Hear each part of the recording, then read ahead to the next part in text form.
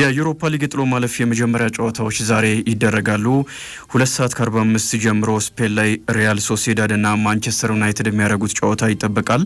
በማንቸስተር ዩናይትድ በኩል ሃሪ ማጓየር እና ማኑኤል ኡጋርቴ በጉዳት ከጨዋታው ውጪ ሆነዋል።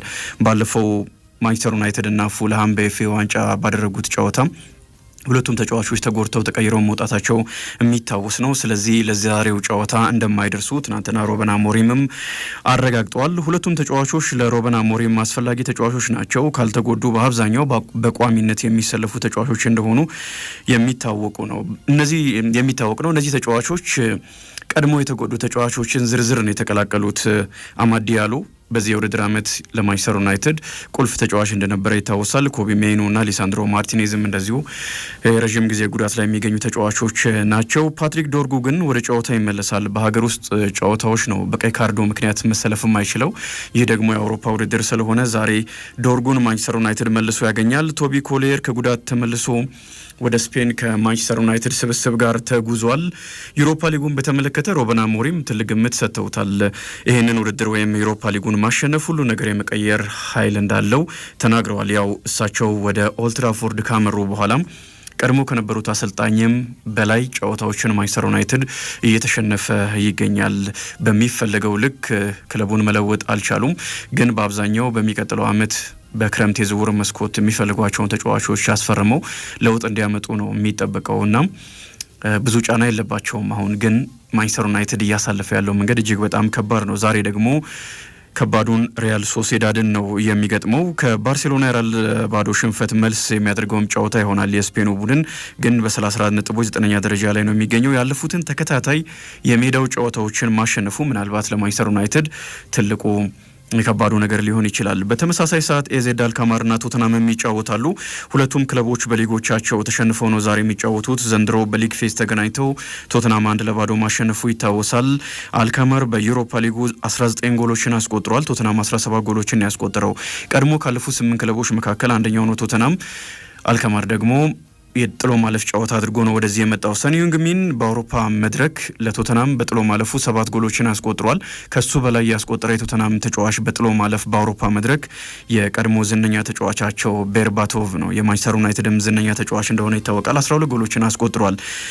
2:45 ፌኔርባቼ ከሬንጀርስ፣ ኤፍሲ ኤስቢ ከሊዮን ይጫወታሉ። 5 ሰዓት ጀምሮ ሮማ ከአትሌቲክ ቢልባኦ ጋር ይጫወታል።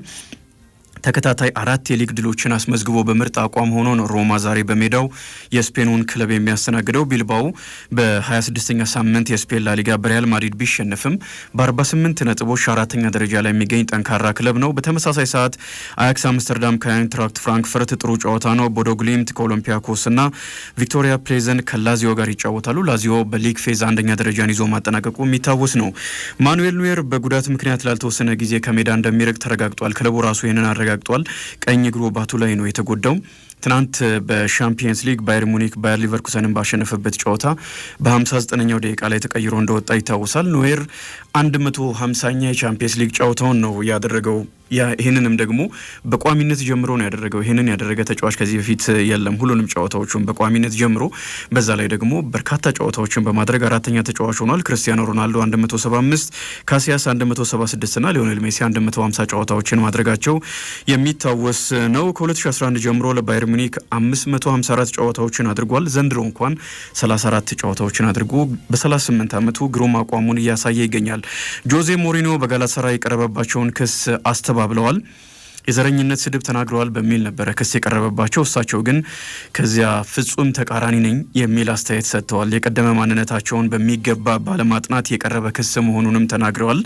ፌነርባቼና ጋላታሳራይ አቻ ባጠናቀቁበት ጨዋታ ላይ ያው የተጣዋቂ ወንበር ላይ ያሉ የጋላታሳራይ ተጫዋቾችን ተመልክተው ሲጠየቁ መጨረሻ ላይ እንደ ዝንጀሮ ሲዘሉ ነበረ ብለው ተናግረው ነበር እና በዚህ ምክንያት የዘረኝነት ስድብ ተደርጎ ተወስዶባቸዋል። ተቀጥተዋልም፣ ገንዘብም ተቀጥተዋል፣ የጨዋታ ቅጣትም ተቀጥተዋል። እሳቸው ከአፍሪካ ህብረት አጠቃላይ ከአፍሪካ ጋር ተጫዋቾች ጋር ከአፍሪካ በጎ አድራጎት ድርጅቶች ጋር ያለኝን ግንኙነት ባለማወቅ የተሰጠ ነው በሚል አስተያየት ሰጥተዋል። በእርግጥ የቀድሞ ኮከቦች ዲዲር ድሮግባ የአይቮሪ ኮስት ኮከብ ነው። ከአፍሪካ የምንጊዜ ምርጥ ተጫዋቾች መካከል አንደኛው ነው። እንደዚሁም ማይክል ኢሴ ጋናዊም ተጫዋች ተከላክለዋል።